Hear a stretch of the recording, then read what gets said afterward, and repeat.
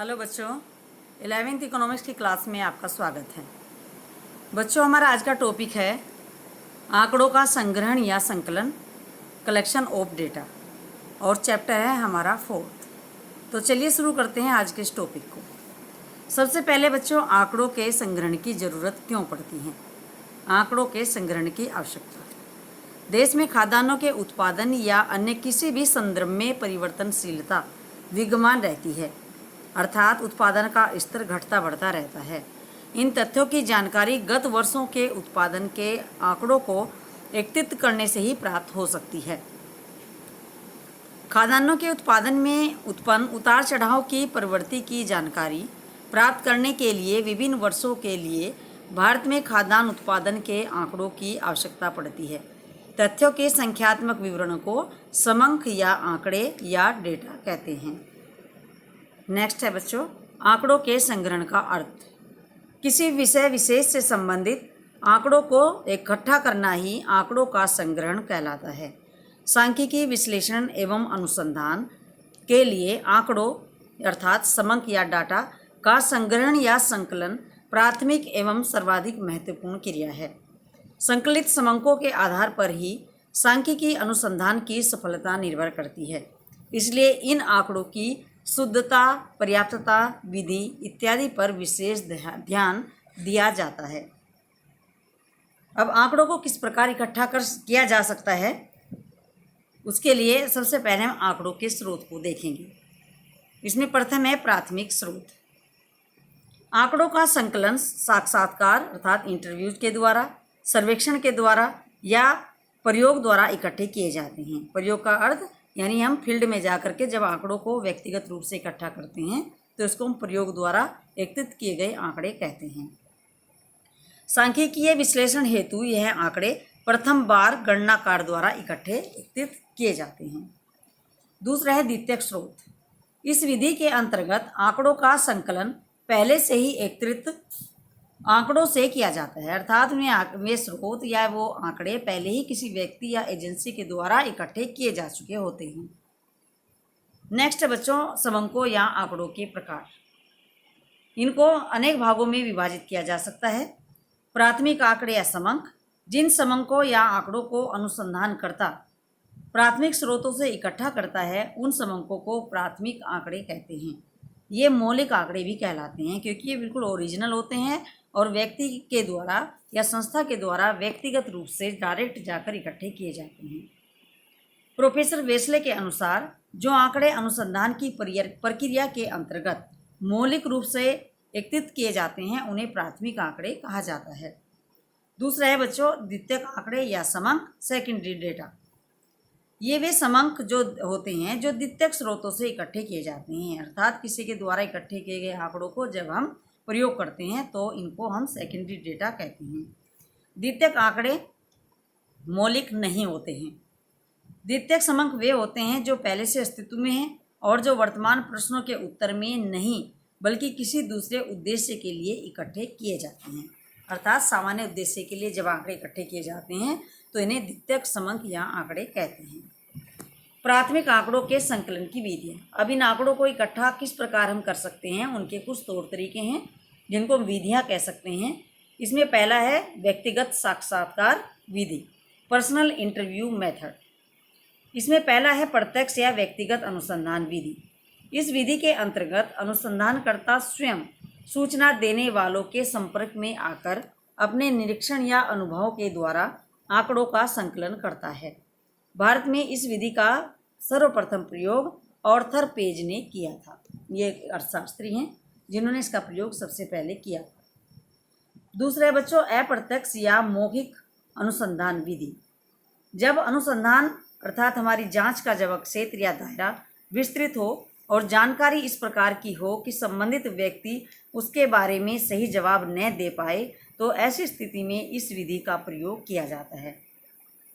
इस विधि में प्रश्न संबंधित व्यक्ति से न पूछकर किसी अन्य व्यक्ति से पूछे जाते हैं। अप्रत्यक्ष या मौखिक सूचना देने वाले व्यक्ति साक्षी कहलाते हैं, अर्थात ये रिप्रेजेंटेटिव कहलाते हैं।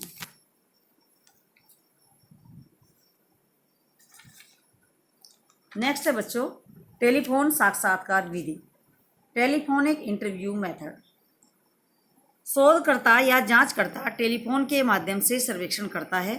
शोधकर्ता यादृच्छिक रूप से टेलीफोन कॉल करके ऐच्छिक जानकारी प्राप्त करने का प्रयास करता है। नेक्स्ट बच्चों, सूचकों द्वारा प्रश्नावलियां भरवाने की विधि या डाक विधि।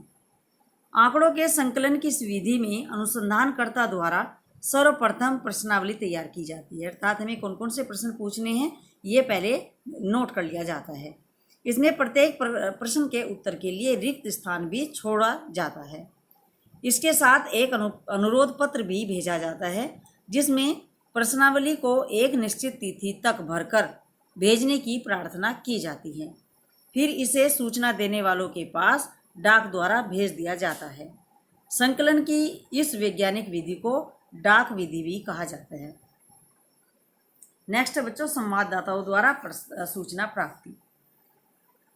इस विधि के अंतर्गत अनुसंधानकर्ता निश्चित क्षेत्र में स्थानीय आधार पर कुछ व्यक्तियों या एजेंटों, जिन्हें संवाददाता कहते हैं अर्थात सूचना देने वाले व्यक्ति कहते हैं, जैसे किसी एरिया में कोई सभासद, कोई परचून की दुकान यानी फेमस कोई भी जगह हो, की नियुक्ति करता है और इन्हीं के द्वारा सूचनाएं इकट्ठी करता है।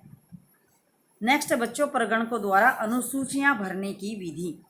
इस विधि के अंतर्गत अनुसंधानकर्ता द्वारा तैयार की गई अनुसूची को अर्थात क्वेश्चनरी को, प्रश्नों की लिस्ट को प्रत्यक्ष रूप से सूचकों के पास नहीं भेजा जाता है, बल्कि कुछ गणक या प्रगणक अर्थात सूचना लेने वाले व्यक्ति प्रगणक या गणक कहलाते हैं, नियुक्त किए जाते हैं, जो घर घर जाकर सूचकों से पूछताछ करके स्वयं अनुसूचियों को भरते हैं।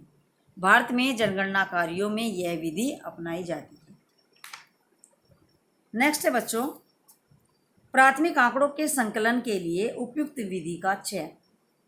प्राथमिक आंकड़ों के संग्रहण या संकलन की विभिन्न विधियों में से किसी एक को सर्वश्रेष्ठ नहीं कहा जा सकता है। इसके लिए कब और कौन सी रीति अपनाई जाए, इसका निर्णय निम्नलिखित आधार पर किया जा सकता है। पहला है वित्तीय साधनों की उपलब्धता। यदि धन की मात्रा कम हो तो अप्रत्यक्ष मौखिक अनुसंधान द्वारा अर्थात इनडायरेक्ट प्रश्न पूछकर या संवाददाताओं अर्थात सूचना देने वाले व्यक्तियों से संपर्क करके समक प्राप्त किए जा सकते हैं। परंतु यदि धन की कमी नहीं है तो प्रत्यक्ष व्यक्तिगत अनुसंधान द्वारा प्रगणकों द्वारा अनुसूची या प्रश्नावली भरवाकर समक प्राप्त किए जा सकते हैं, अर्थात व्यक्तिगत रूप से घर घर जाकर सूचनाएं प्राप्त की जा सकती हैं। इसमें अधिक धन और श्रम की जरूरत पड़ती है और समय भी काफ़ी लंबा लगता है। दूसरा है अनुसंधान का क्षेत्र। यदि अनुसंधान का क्षेत्र सीमित है, छोटा है, तो प्रत्यक्ष अनुसंधान रीति उपयुक्त है।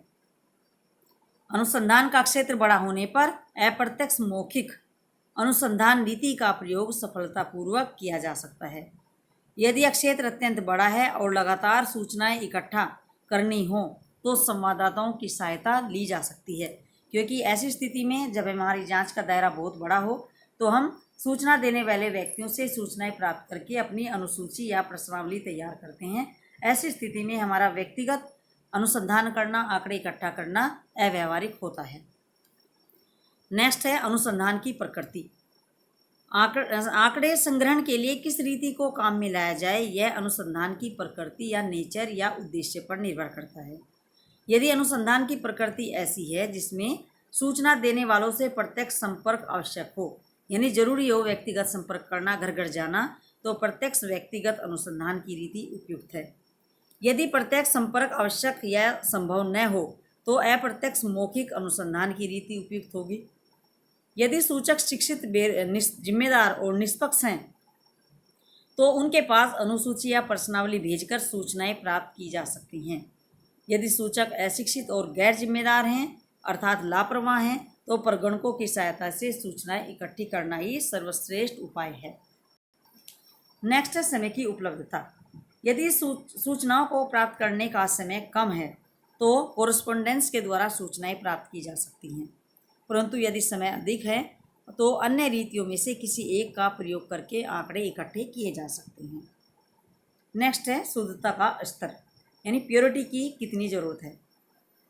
अनुसंधान में आंकड़ों की अधिक शुद्धता प्रत्यक्ष अनुसंधान विधि एवं प्रगणकों द्वारा अनुसूचियां भरवाने की विधि में रहती है, जबकि अप्रत्यक्ष अनुसंधान विधि एवं सूचकों द्वारा प्रश्नावलियाँ भरवाने में शुद्धता का स्तर अपेक्षाकृत कम होता है। अर्थात जब व्यक्तिगत आंकड़े इकट्ठे किए जाते हैं तो शुद्धता 100% रहने की संभावना रहती है, और जब सूचनाएं अन्य व्यक्ति के द्वारा पूछकर भरी जाती हैं तो उसमें शुद्धता का स्तर घट जाता है, थोड़ा कम हो जाता है।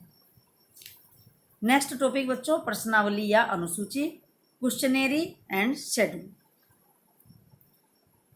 प्रश्नावली एक ऐसा फॉर्म या प्रपत्र होता है जिसमें अनुसंधान विषय से संबंधित संपूर्ण जानकारी प्राप्त करने के लिए प्रश्नों को क्रमानुसार या प्राथमिकता के अनुसार लिख दिया जाता है, जिसका उत्तर सूचकों के द्वारा दिया जाता है। यानी हम प्रश्न पूछते हैं और सूचक उत्तर देते हैं, जबकि अनुसूची प्रश्नों की वह सूची होती है जिसमें प्रश्नों का उत्तर हाँ या नहीं में देने के लिए रिक्त स्थान छोड़ दिया जाता है। केवल यस या नो केवल पूछा जाता है और उसके लिए एक जगह छोड़ दी जाती है। इसी रिक्त स्थान में प्रगणकों द्वारा उत्तर लिखे जाते हैं। ये पहले की तुलना में, प्रश्नावली की तुलना में काफ़ी अच्छी है, छोटी है और तेज़ी से इसमें काम संभव हो सकता है। प्रश्नावली और अनुसूची में अंतर। प्रश्नावली में सूचनाएं सूचकों द्वारा भरी जाती हैं, जबकि अनुसूची में सूचनाएं प्रगणकों के द्वारा प्रश्नों की जानकारी प्राप्त करके भरी जाती हैं। नेक्स्ट, प्रश्नावली की भाषा प्रश्नात्मक होती हैं, जैसा कि नाम से ही स्पष्ट है, परंतु अनुसूची में सामान्य भाषा का प्रयोग होता है। नेक्स्ट, प्रश्नावली को प्राय डाक द्वारा सूचकों के पास भेजना पड़ता है, जबकि अनुसूची में प्रगणक स्वयं व्यक्ति के पास जाकर सूचनाएं इकट्ठी करते हैं। नेक्स्ट है बच्चों, प्रश्नावलियों में टिप्पणियां देना और साथ में अनुरोध पत्र भेजना आवश्यक होता है। इसके विपरीत अनुसूची में टिप्पणियां देना व अनुरोध पत्र भेजना आवश्यक नहीं होता है, क्योंकि इनमें खुद हम व्यक्तिगत रूप से सब कुछ पूछते हैं, इसलिए इन सब की ज़रूरत नहीं होती। नेक्स्ट है बच्चों, प्रश्नावली के निर्माण में ध्यान देने योग्य बातें या एक अच्छी प्रश्नावली के गुण। पहला है, प्रश्नों की संख्या कम हो, प्रश्न उचित क्रम में हो, प्रश्न सरल व स्पष्ट भाषा में हो और प्रश्न संक्षिप्त हों अर्थात छोटे हों, प्रश्नों की शैली शिष्ट हो यानी अच्छी भाषा में हो, आपत्तिजनक प्रश्न न हो, प्रश्नों का स्वरूप बंद प्रश्न, सरल विकल्प वाले प्रश्न, खुले प्रश्न, विशेष सूचना देने वाले प्रश्न आदि होने चाहिए, यानी सिंपल होने चाहिए। सूचक प्रश्नों से बचना चाहिए, यानी क्वेश्चन जिसमें क्या शब्द आते हैं, ऐसा क्यों, क्या, कहाँ, कैसे, ऐसे प्रश्नों से बचना चाहिए। क्रॉस जांच संभव होनी चाहिए, यानी प्रश्न ये प्रगणक सही उत्तर दे रहा है नहीं, ये जांचने के लिए संबंधित लेवल के हम क्वेश्चन कर सकते हैं। प्रश्नावली का पूर्ण परीक्षण एवं संशोधन होना चाहिए। ये एक अच्छी प्रश्नावली के गुण कहे जा सकते हैं। और दो इसमें पॉइंट और हैं, निर्देश व टिप्पणी का आवश्यकता अनुसार प्रयोग होना चाहिए, व्याख्या एवं अनुरोध पत्र अवश्य लगा होना चाहिए। नेक्स्ट है बच्चों, द्वितीयक आंकड़ों के संकलन के स्रोत। वो तो प्राथमिक के थे, अब हम सेकेंडरी हमारे समंक या डेटा किस प्रकार से हम इकट्ठे कर सकते हैं, कौन कौन से सोर्सेज हैं, वो हम यहाँ पढ़ेंगे। देखिए, पहला है प्रकाशित स्रोत। सांख्यिकीय आंकड़ों का विभिन्न उद्देश्यों के लिए संकलन किया जाता है, यानी जब हम डेटा इकट्ठे किए जाते हैं तो हमारे सामने कई तरह के उद्देश्य होते हैं तथा इनका संपादन यानी प्रकाशित कर इन्हें प्रकाशित किया जाता है। द्वितीयक आंकड़ों के संकलन के प्रमुख प्रकाशित स्रोत इस प्रकार हैं। पहला है सरकारी प्रकाशन। समय समय पर केंद्र सरकार एवं राज्य सरकारों के विभिन्न विभागों एवं मंत्रालयों के द्वारा विषयों पर आंकड़े इकट्ठे करने और प्रकाशित किए जाने का कार्य किया जाता है, जैसे भारतीय रिजर्व बैंक का बुलेटिन और सेंसेक्स रिपोर्ट आदि। दूसरा है अर्ध सरकारी प्रकाशन, अर्थात प्राइवेट और सेमी गवर्नमेंट जिसको कहते हैं, उनके द्वारा प्रकाशित आंकड़े। इसमें नगर पालिकाएँ, नगर निगम, जिला पंचायत इत्यादि, इसके अलावा स्वास्थ्य एवं शिक्षा आदि से संबंधित आंकड़े। नेक्स्ट है अंतर्राष्ट्रीय प्रकाशन। इसमें संयुक्त राष्ट्र संघ, अंतर्राष्ट्रीय मुद्रा कोष, विश्व बैंक इत्यादि अंतर्राष्ट्रीय संस्थाओं से संबंधित प्रकाशित आंकड़े। इसके अलावा IMF अर्थात अंतर्राष्ट्रीय मुद्रा कोष की वार्षिक रिपोर्ट, मानव विकास सूचकांक, वैश्विक गरीबी इत्यादि से संबंधित समंक इकट्ठे किए जाते हैं। नेक्स्ट है बच्चों आयोग एवं समितियों की रिपोर्ट। विभिन्न संवेदनशील विषयों पर जांच कराने एवं विशेषज्ञों की राय प्राप्त करने के लिए सरकार द्वारा आयोग और समितियों की नियुक्तियां की जाती हैं। इनकी रिपोर्ट से भी महत्वपूर्ण द्वितीयक आंकड़े प्राप्त होते हैं, जैसे वेतन आयोग की रिपोर्ट और विभिन्न प्रकार के घोटालों पर रिपोर्ट आदि। विश्वविद्यालयों तथा अनुसंधान संस्थाओं का प्रकाशन, इसमें विश्वविद्यालय अनुसंधान ब्यूरो तथा सांख्यिकी अनुसंधान ब्यूरो द्वारा प्रकाशित शोध इत्यादि। नेक्स्ट है पत्र पत्रिकाओं का प्रकाशन। विभिन्न समाचार पत्रों एवं पत्रिकाओं द्वारा विभिन्न विषयों से संबंधित आंकड़े प्रकाशित किए जाते हैं, जैसे द इकोनॉमिक टाइम्स, योजना, ये मैगजीन है, पत्रिकाएं हैं, आदि में प्रकाशित आंकड़े। नेक्स्ट है बच्चों बहुत व्यक्तिगत अनुसंधानकर्ता द्वारा प्रकाशन। बहुत से व्यक्ति स्वयं के अनुसंधान के लिए जो रिसर्च करते हैं उनके द्वारा प्रकाशित आंकड़े संकलित होते हैं और सार्वजनिक उपयोग के लिए प्रकाशित होते हैं। अर्थात ये आंकड़े व्यक्ति स्वयं के लिए इकट्ठा करता है और फिर किसी मैगजीन या अखबार के द्वारा इन्हें आम पब्लिक के लिए प्रकाशित करवाते हैं। नेक्स्ट है बच्चों अप्रकाशित स्रोत, अर्थात जो पब्लिश नहीं होते, जो छपे नहीं होते किसी मैगजीन और समाचार पत्र में, लेकिन फिर भी वो आंकड़ों के तौर पर प्रयोग किए जाते हैं।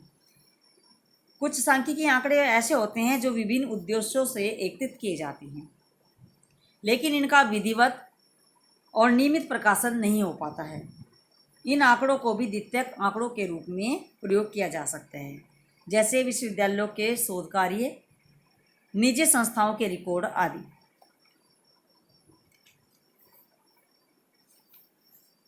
नेक्स्ट देखिए बच्चों, टॉपिक है द्वितीयक आंकड़े प्रदान करने वाली महत्वपूर्ण संस्थाएं।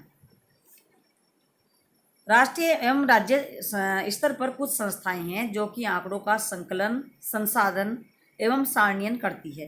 टेबुलेशन यानी उनको एक टेबल में लिखना। इसमें से राष्ट्रीय स्तर की कुछ प्रमुख संस्थाएं हैं, जैसे सेंसेक्स ऑफ इंडिया, राष्ट्रीय प्रतिदर सर्वेक्षण संगठन NSSO, केंद्रीय सांख्यिकी संगठन CSO, भारत का महापंजीकार RGI, वाणिज्यिक सतर्कता एवं सांख्यिकी निदेशालय, श्रम ब्यूरो आदि महत्वपूर्ण हैं। इन सब के बारे में बच्चों हम आने वाले चैप्टर्स में पढ़ेंगे, इन सब की डिटेल्स। केंद्रीय सांख्यिकी संगठन। केंद्रीय सांख्यिकी संगठन जनसंख्या संबंधी महत्वपूर्ण एवं सतत जनसांख्यिकीय अभिलेख उपलब्ध कराती है। सन 81 के बाद से प्रत्येक 10 वर्ष के अंतराल पर नियमित जनगणना की जाती है। देश की आज़ादी के बाद पहली जनगणना सन 1951 में हुई थी। इन जनगणनाओं के अंतर्गत जनसंख्या के विभिन्न पहलुओं के बारे में सूचनाएं इकट्ठी की जाती हैं, जैसे आकार, घनत्व, लिंग, अनुपात, साक्षरता और स्थानांतरण। दूसरा है बच्चों राष्ट्रीय प्रतिदर सर्वेक्षण संस्थान NSSO। इसकी स्थापना भारत सरकार द्वारा सामाजिक आर्थिक मुद्दों पर राष्ट्रीय स्तर के सर्वेक्षण के लिए की गई थी। यह संगठन बारी बारी से निरंतर सर्वेक्षण करता है और इस संगठन के सर्वेक्षण अर्थात जांच के द्वारा संग्रह इकट्ठे किए गए आंकड़े समय समय पर विभिन्न रिपोर्टों एवं इसकी त्रैमासिक अर्थात हर 3 महीने में प्रकाशित पत्रिका सर्वेक्षण में प्रकाशित किए जाते हैं। ये आंकड़े मूलतः सामाजिक आर्थिक मुद्दों से संबंधित होते हैं, यानी समाज के स्तर और लोगों की आर्थिक स्थिति के बारे में प्रकाशित होते हैं। इसके साथ ही राष्ट्रीय प्रतिदर सर्वेक्षण संगठन साक्षरता, विद्यालय नामांकन, शैक्षिक सेवाओं का समूह प्रयोजन, रोजगार, बेरोजगारी, विनिर्माण, सेवा क्षेत्रों के उद्यमों, रुग्णता अर्थात बीमारियां लोगों की, मातृत्व, शिशु देखभाल और सार्वजनिक वितरण प्रणाली आदि से संबंधित आंकड़े प्रस्तुत किए जाते हैं। ये सभी एक सामान्य भाषा के हैं बच्चों, इनके बारे में आपको ज़्यादा डिटेल बताने की आवश्यकता नहीं है, इन सब के अर्थ आपको मालूम होंगे। और चैप्टर के अंत में बच्चों कुछ आर्थिक शब्दावली दी गई हैं, इन सबको आपको अनिवार्य रूप से याद करना है और कॉपी में भी लिखना है। जैसे पहला है आंकड़ों के संग्रहण की आवश्यकता, आंकड़ों के संग्रहण का अर्थ, आंकड़ों के स्रोत, इसमें प्राथमिक और द्वितीयक दोनों आएंगे, प्राथमिक आंकड़ों के संकलन की विधियां जो हमने अभी पढ़ी हैं, प्रश्नावली तथा अनुसूची, द्वितीयक आंकड़ों से के संकलन के स्रोत, द्वितीयक आंकड़ों के प्रयोग में सावधानियां। तो ये सभी शब्दावली आपको याद करनी है। तो नेक्स्ट चलते हैं बच्चों प्रश्नों की ओर। सबसे पहले हमारा है लघु उत्तरीय प्रश्न।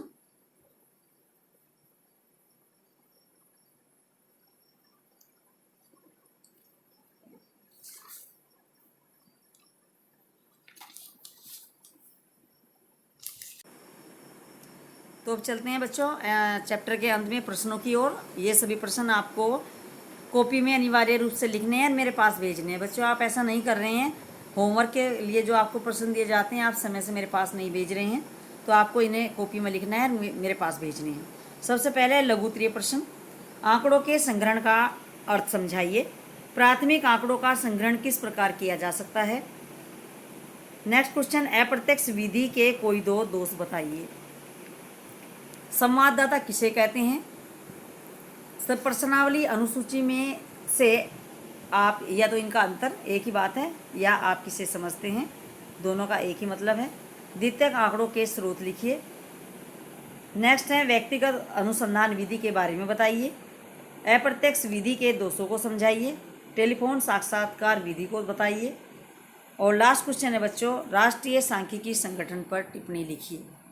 तो ये थे बच्चों आपका आज का चैप्टर, और कुछ प्रश्न जो बहुविकल्पीय प्रश्न हैं वो सभी आपको याद करने हैं। तो आप मेरे साथ साथ अपने चैप्टर खोल के अपने चैप्टर को रीड कीजिए। जैसे जैसे मैं आपको समझाती जाऊंगी तो आपको चैप्टर आराम से समझ आ जाएगा, और सभी प्रकार के जितने भी आपके प्रश्न हैं इन सब के उत्तर भी इसी वीडियो में आपको चैप्टर के अंदर ही मिलेंगे। तो बच्चों आपका चैप्टर आज का हमारा ये टॉपिक समाप्त होता है, आंकड़ों का संग्रहण। तो आपको 2 दिन के अंदर मेरे पास अपने उत्तर भेजने हैं। दैट्स ऑल बच्चों, थैंक यू।